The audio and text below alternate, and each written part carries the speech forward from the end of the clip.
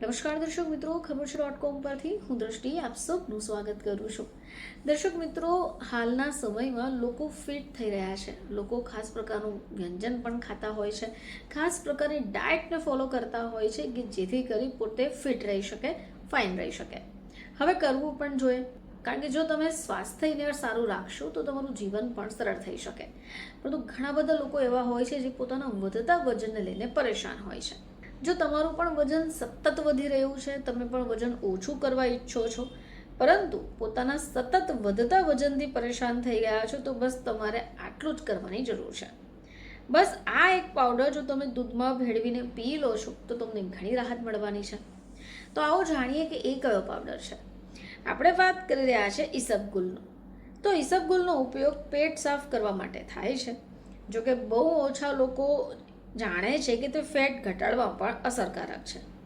તો તમારે શું કરવાનું કે રાત્રે અડધા ગ્લાસ દૂધમાં 1 ચમચી ઈસબગુલની ભૂસી ઉમેરી દેવાની અને તેને પી કાઢવાનું.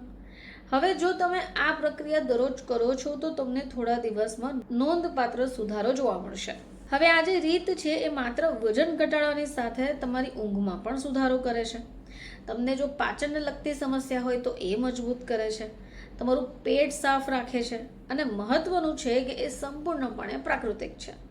આની સાથે અન્ય દવાઓ જેવી કોઈ આડઅસર થતી જ નથી. ઈસબગુલને એક નેચરલ ફાઇબર તરીકે પણ જોવામાં આવે છે.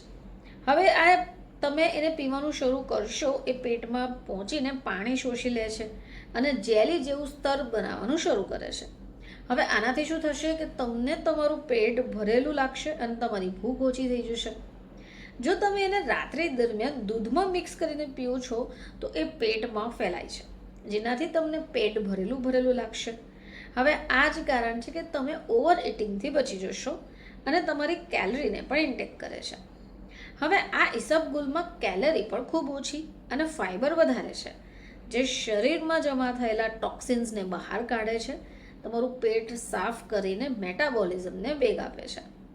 હવે જો તમે અડધો ગ્લાસ એટલે કે લગભગ 150 મિલી ગરમ દૂધ લો છો તો તમે 1 ચમચી ઈસબગુલ અંદર ઉમેરી દો. સારી રીતે મિક્સ કરો અને એને પી લો. તમારે ખાંડ કે ગોળ ઉમેરવાની જરૂર નથી. ઓછામાં ઓછું 30 મિનિટ સુધી તમારે કંઈ પણ ખાવાનું ટાળવું જોઈએ. અને ઈસબગુલ પીધા પછી 15થી 20 મિનિટ સુધી વોક કરવું જોઈએ અને બાદમાં સૂઈ શકાય છે. જો ડાયાબિટીસના દર્દીઓ એને સેવન કરી શકે, કારણ કે અંદર ખાંડ જ નથી હોતી. બ્લડ શુગર લેવલને કંટ્રોલ રાખવામાં પણ મદદ થશે. જો કોઈને લૂઝ મોશનની સમસ્યા થઈ રહી છે તો તેઓ દહીં સાથે પણ લઈ શકે, કારણ કે આ ઈસબગુલની જે તાસીર છે એ ઠંડી છે. હવે એની સાથે જો સવારે ઉઠતાની સાથે જ તમે હુંફાળું પાણી પીઓ, પલાળેલી બદામ કે નટ્સ પણ લઈ શકો અને વર્કઆઉટ કરો. સવારે નાસ્તામાં બાફેલા ચણા, મગ અથવા સલાડ પણ લઈ શકો છો. તો દર્શક મિત્રો, બસ આટલી કાળજી જો તમે રાખો તો તમે સતત વધતા વજનથી પરેશાન થવાનું ભૂલી જશો.